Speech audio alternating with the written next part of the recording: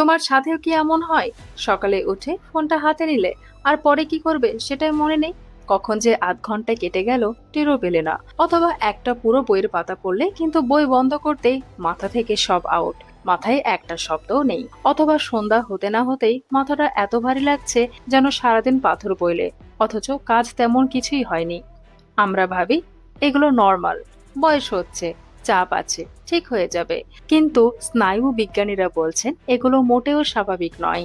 এগুলো হলো মস্তিষ্কে ধীরে ধীরে ক্ষতি হওয়ার প্রথম সংকেত। আর সবচেয়ে ভয়ের কথা হলো এই ক্ষতিটা করছে তোমার নিজের কিছু রোজকার অভ্যাস, যেগুলো তুমি প্রতিদিন করছো কিন্তু কোনোদিন তুমি সন্দেহ করনি।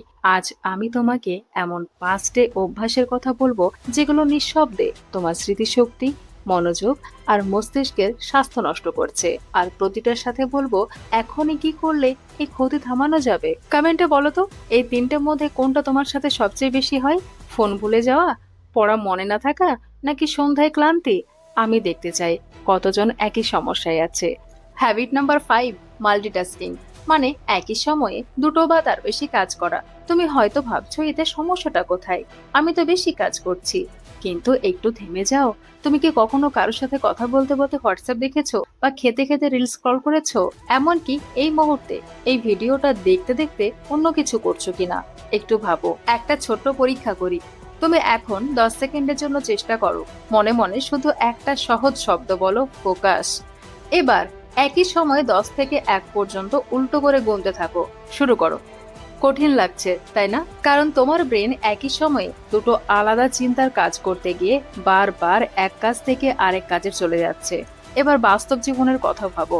তুমি যখন একটা গুরুত্বপূর্ণ কাজ করছো আর মাঝে মাঝে ফোনে নোটিফিকেশন দেখছো, কারোর মেসেজের রিপ্লাই দিচ্ছ, আবার কাজে ফিরছো, তখন মনে হয় তুমি অনেক কিছু একসাথে সামলাচ্ছ। কিন্তু আসলে তোমার ব্রেন প্রতিবার নতুন করে ফোকাস তৈরি করছে।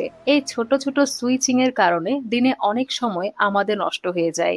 মাল্টিটাস্কিং তোমাকে ব্যস্ত দেখাতে পারে কিন্তু প্রোডাক্টিভ করে না। তাহলে প্রশ্ন হলো এখন থেকে কি করবে? একই সময়ে একটাই কাজ করো, শুধু এটুকুই। খাচ্ছ, শুধু খাও, ফোন দূরে রাখো। পড়ছো, শুধু পড়ো, নোটিফিকেশন বন্ধ করো। কেউ কথা বলছে, পুরো মনোযোগ দিয়ে কথাগুলো শোনো। আর যদি মাথায় কোনো নতুন আইডিয়া আসে, সঙ্গে সঙ্গে সেদিকে যেও না, একটা কাগজে লিখে রাখো, পরে দেখবে। তো 5 নম্বর অভ্যাস মাল্টিটাস্কিং আমরা দেখলাম, এটা তোমার মনোযোগের ক্ষমতা কেড়ে নেয়। এবার আসি 4 নম্বরে, যেটা হলো ডুম স্ক্রলিং। তোমার সাথে কি এমন হয় রাতে শুতে যাওয়ার আগে ভাবলে একটাই রিল দেখবো, আর পরের কথা মনে নেই? ঘড়িতে চোখ পড়তে দেখলে রাত 11:30, অথবা সকালে উঠে ভাবলে একটু ফোনটা দেখি, তারপর কখন যে আধা ঘন্টা কেটে গেল টেরই পেলে না।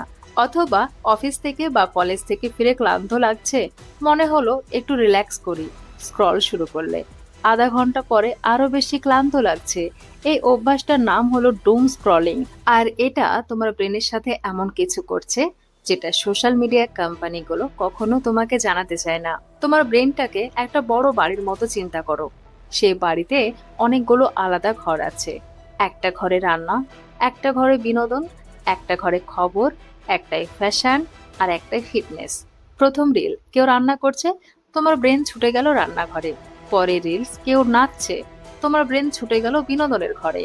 তারপর ব্রেকিং নিউজ, ব্রেন ছুটলো খবরের ঘরে। তারপর কারো বিয়ে ছবি, তারপর ফিটনেস টিপস, তারপর একটা মজার ভিডিও। মাত্র 1 মিনিটে তোমার ব্রেন 10টা আলাদা ঘরে 10 বার ছুটে গেল। এবার ভাবো, কোনো মানুষ যদি সারাদিন এইভাবে এক ঘর থেকে আরেক ঘরে দৌড়তে থাকে, তার কি হবে? ক্লান্তি, অবসাদ, আর শেষে কোনো কাজে ঠিক মতো হবে না। তোমার ব্রেনের ঠিক এটাই হচ্ছে। আর সবচেয়ে বড় আশ্বাস হলো আমরা স্ক্রল করি বিশ্রাম নিতে, কিন্তু স্ক্রল করা আসলেই ব্রেনের সবচেয়ে বেশি শক্তি খরচ করা কাজগুলোর মধ্যে একটা। মানে যেটাকে তুমি বিশ্রাম ভাবছো সেটা আসলে তোমার ব্রেনকে আরো বেশি ক্লান্ত করছে। এটা শুধু তোমার সাথে না, আমার সাথেও হয়েছে। এই ফাঁদে আমরা সবাই পড়েছি। গবেষণা বলছে মাত্র 15 মিনিট ডুম স্ক্রলিং এর পরে আমাদের ব্রেনে কর্টিসল, মানে স্ট্রেস হরমোন বেড়ে যায়। আর এই কর্টিসল বাড়লে মনোযোগ কমে যায়, স্মৃতিশক্তি দুর্বল হয়, আর ঘুমের মান খারাপ হয়ে যায়। তুমি যত বেশি স্ক্রল করবে, ব্রেন তত বেশি দুর্বল হবে। তাহলে প্রশ্ন হলো এখন কি করবে? একটাই কাজ, প্রতিদিন অন্তত 12 ঘন্টা ফোন মুক্ত সময় রাখো। মানে রাত 8টা থেকে সকাল 8টা। এই সময়টায় কোনো সোশ্যাল মিডিয়া না, না কোনো ইনস্টাগ্রাম, না কোনো ইউটিউব, না কোনো ফেসবুক, কোনো নিউজ ফিডও না। এখন তুমি ভাবছো এটা বলা সহজ, করাটা কিন্তু খুবই কঠিন। একদম ঠিক বলেছো। কারণ একদিকে তুমি একা, আর অন্যদিকে হাজার হাজার ইঞ্জিনিয়ার্স প্রতিদিন শুধু একটাই কাজ করছে, যাতে তুমি এই অ্যাপগুলো ছেড়ে যেতে না পারো। তাই শুধু ইচ্ছা শক্তির উপর ভরসা করলে চলবে না, একটা সহজ সিস্টেম তৈরি করতে হবে। সিস্টেমটা খুব সহজ। তোমার ফোনের বিল্ড ইন স্ক্রিন টাইম বা ডিজিটাল ওয়েলবিং সেটিং এ যাও। এটা আইফোন আর অ্যান্ড্রয়েড দুটোতেই আছে। কোনো আলাদা অ্যাপ লাগবে না। সেখানে গিয়ে ইনস্টাগ্রাম, ফেসবুক বা যে অ্যাপ তুমি বেশি ব্যবহার করো সেটা ডেইলি লিমিট সেট করে দাও। দিনে মাত্র 15 মিনিট। আর রাত 8টার পর সব সোশ্যাল মিডিয়া ব্লক করে দাও। শুরুতে খুব কঠিন লাগবে, কিন্তু এক সপ্তাহ পরে তুমি নিজেই একটা বড় পার্থক্য দেখতে পাবে। সকালে উঠে তোমার প্রথম চিন্তাটা হবে শুধু তোমার নিজের, অন্য কারো রিলস দেখে অনুপ্রাণিত না। মাথায় নতুন নতুন আইডিয়া আসতে শুরু করবে। আর সবচেয়ে বড় কথা হলো রাতে ঘুমটা হবে সত্যিকারের ঘুম। তো মাল্টিটাস্কিং আর ডোম স্ক্রলিং দুটো অভ্যাস দেখলাম, এবার আসছে 3 নাম্বার। আর এই অভ্যাসটার কথা শুনলে হয়তো অবাক হবে, কারণ এটা এমন একটা জিনিস যেটা আমরা প্রতিদিন করি আর আমরা মনে করি এটা আমাদের জন্য ভালো। কিন্তু বিজ্ঞানীরা বলছেন এই একটা অভ্যাস তোমার ব্রেনের মেমোরি তৈরি করার ক্ষমতাকে সরাসরি আঘাত করছে। আর সেই বাজে হ্যাবিটটার নাম হলো ডিজিটাল জাঙ্ক। তুমি কি কখনো লক্ষ্য করেছো, সারাদিন কাজ করে ক্লান্ত হয়ে বাড়ি ফিরে টিভি খুললে স্টার জলসা বা জি বাংলা সিরিয়াল তো চলছেই, সেই একই দৃশ্য, বউ শাশুড়ির যুদ্ধ, কেউ কাঁদছে, কেউ ষড়যন্ত্র করছে।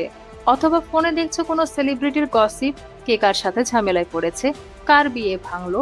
অথবা এমন একটা রিল যেটা দেখে মনে হচ্ছে অন্যের জীবনটা কতই সুন্দর, আর তোমার জীবনটা কেমন যেন একঘেয়ে হয়ে গেছে।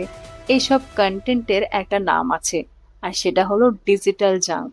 আর ডুম স্ক্রলিং আর ডিজিটাল জাঙ্ক দুটো কিন্তু সম্পূর্ণ আলাদা সমস্যা। ডুম স্ক্রলিং মানে হলো বেশিক্ষণ দেখা, আর ডিজিটাল জাঙ্ক মানে হলো ভুল জিনিস দেখা। আর ভুল জিনিস অল্প দেখলেও ক্ষতি হয়। ব্যাপারটা ঠিক এরকম। ধরো তুমি রোজ বিকেলে একটু তেলে ভাজা খাও, সাথে সাথে একটু কোল্ড ড্রিঙ্ক, রাতে একটু মিষ্টি। অল্পই তো খাচ্ছি, এটাই ভাবো। কিন্তু মাসের পর মাস এটা চললে শরীরে কি হয় সেটা তুমি ভালো করে জানো। ঠিক একইভাবে রোজ একটু গসিপ, রোজ একটু ঝগড়া সিরিয়াল, রোজ একটু অন্যের জীবন কত সুন্দর ধরনের কন্টেন্ট, এগুলো তোমার ব্রেনে জমতে থাকে। আর ব্রেন দুর্বল হতে থাকে চুপি চুপি, ধীরে ধীরে। একটা গবেষণায় 63 জন তরুণ তরুণীকে দুটো দলে ভাগ করা হয়েছিল। প্রথম দল 15 মিনিট সাধারণ কন্টেন্ট দেখলো, দ্বিতীয় দল 15 মিনিট শুধু জাঙ্ক কন্টেন্ট দেখলো। পরে দেখা গেল দ্বিতীয় দলের মানসিক চাপ বেড়ে গেছে, তারা বেশি দুঃখ অনুভব করছে, আর তাদের মনোযোগ দেওয়ার ক্ষমতা অনেকটাই কমে গেছে। মাত্র 15 মিনিটে! তাহলে ভাবো, রোজ রোজ ঘন্টার পর ঘন্টা একই কন্টেন্ট দেখলে আমাদের ব্রেনে কি এফেক্ট হবে। আর সবচেয়ে ভয়ের কথাটা হলো তুমি যা দেখো তুমি ধীরে ধীরে সেটাই হয়ে যাও। রোজ গসিপ দেখলে নিজেই গসিপ করতে শুরু করো।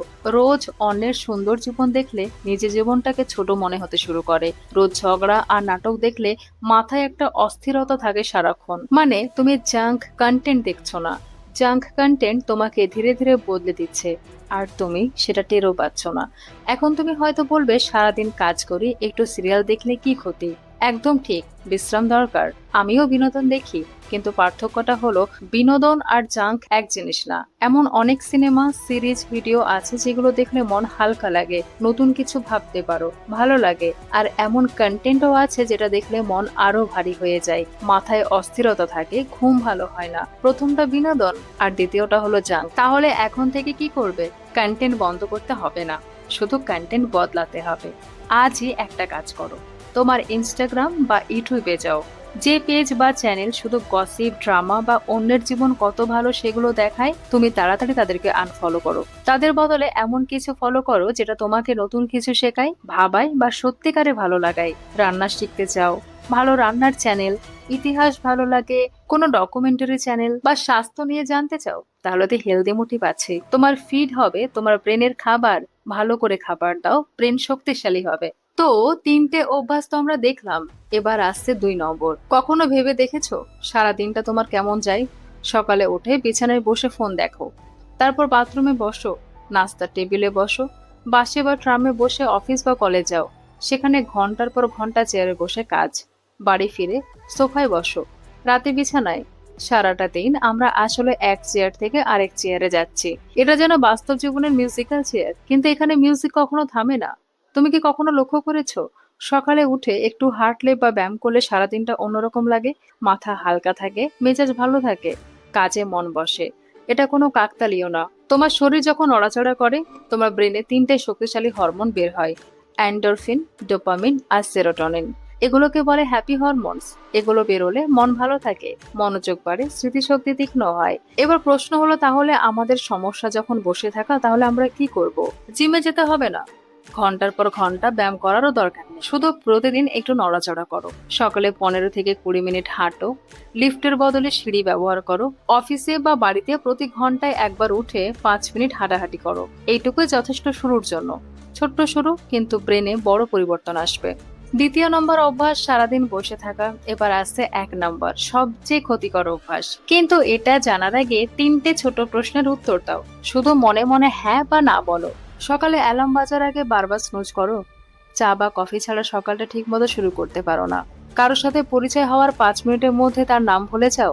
যদি এর মধ্যে একটা বা দুটো বা তিনটেই উত্তর যদি হ্যাঁ হয়, তাহলে তুমিও সে সবচেয়ে ক্ষতিকর অভ্যাসে আটকে আছো। সেই অভ্যাসটা হলো ঘুমকে ছোট করে দেখা, মানে পর্যাপ্ত ঘুম না নেওয়া বা ভুল সময়ে ঘুমানো।